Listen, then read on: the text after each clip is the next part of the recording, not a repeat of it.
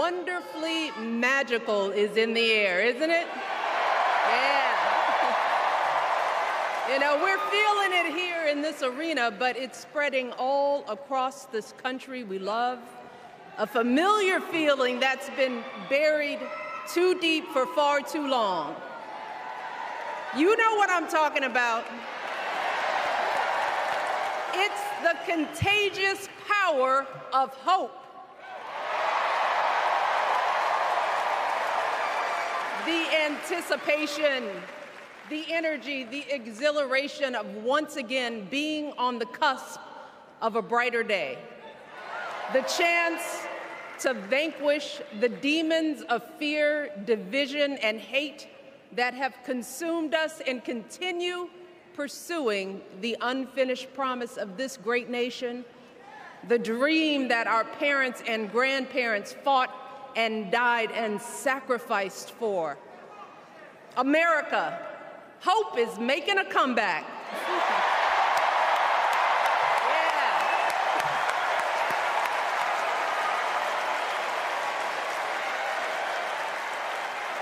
But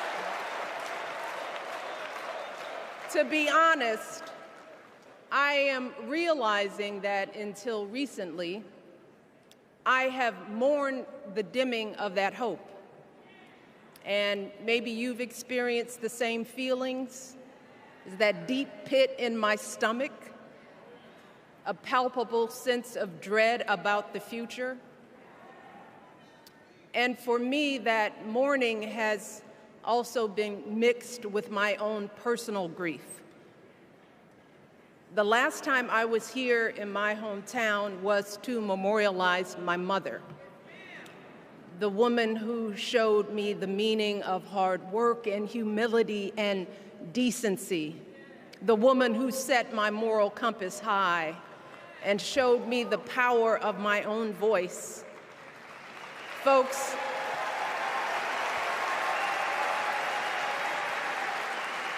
I still feel her loss so profoundly. I wasn't even sure if I'd be steady enough to stand before you tonight, but my heart compelled me to be here because of the sense of duty that I feel to honor her memory and to remind us all not to squander the sacrifices our elders made to give us a better future. You see, my mom, in her steady, quiet way, lived out that striving sense of hope every single day of her life. She believed that all children, all people have value, that anyone can succeed if given the opportunity. She and my father didn't aspire to be wealthy. In fact, they were suspicious of folks who took more than they needed.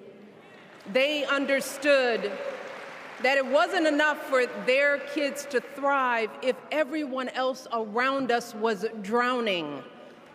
So my mother volunteered at the local school. She always looked out for the other kids on the block.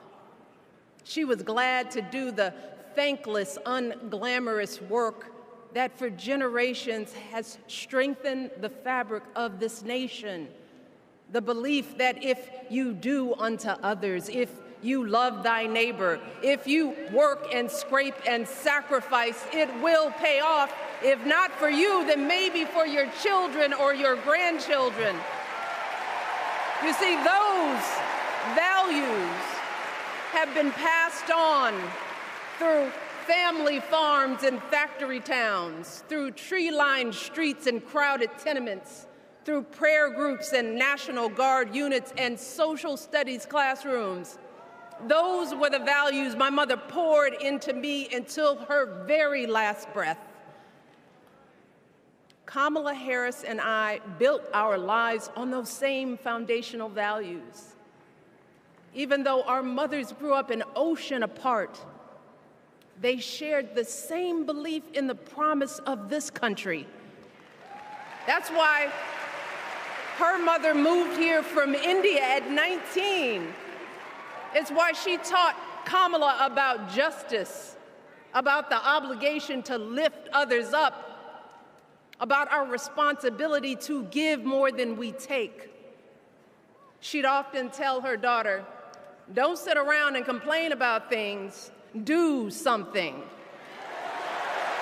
So, with that voice in her head, Kamala went out and she worked hard in school, graduating from an HBCU, earning her law degree at a state school.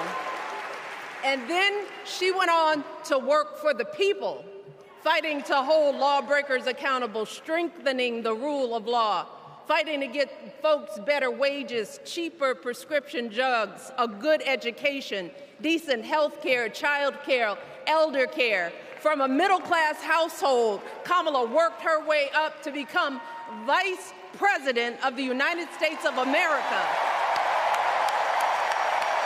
My girl, Kamala Harris, is more than ready for this moment. She is one of the most qualified people ever to seek the office of the presidency.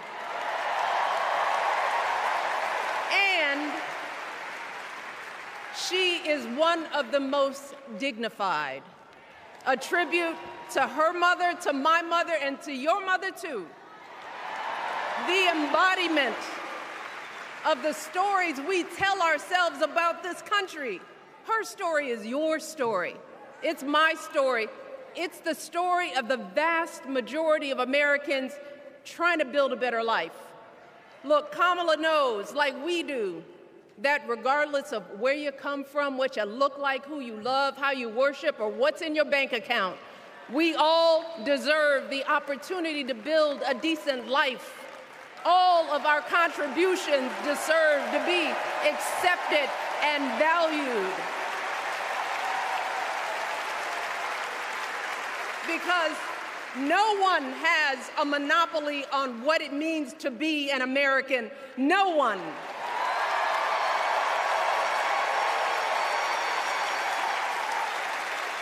Kamala has shown her allegiance to this nation, not by spewing anger and bitterness, but by living a life of service and always pushing the doors of opportunity open to others.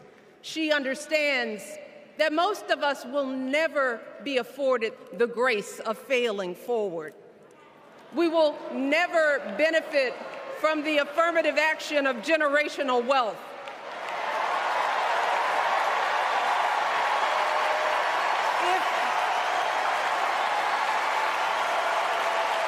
If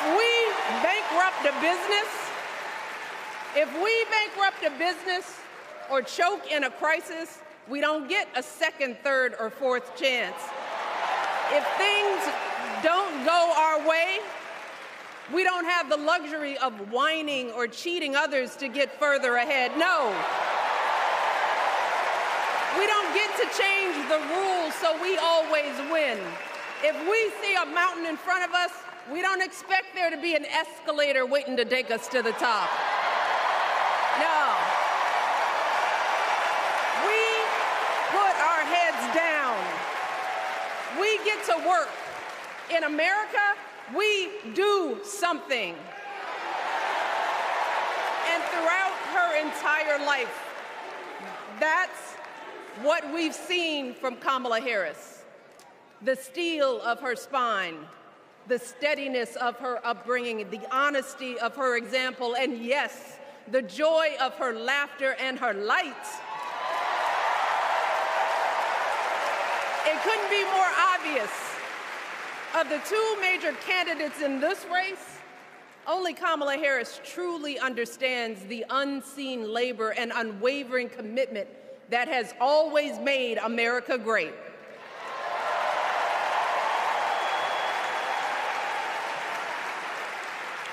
Now, unfortunately, we know what comes next. We know folks are going to do everything they can to distort her truth. My husband and I sadly know a little something about this. For years, Donald Trump did everything in his power to try to make people fear us. See, his limited, narrow view of the world made him feel threatened by the existence of two hardworking, highly educated, successful people who happen to be black.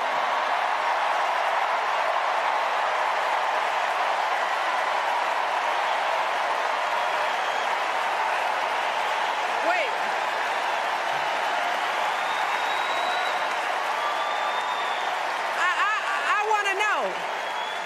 I want to know, who's going to tell him that the job he's currently seeking might just be one of those black jobs?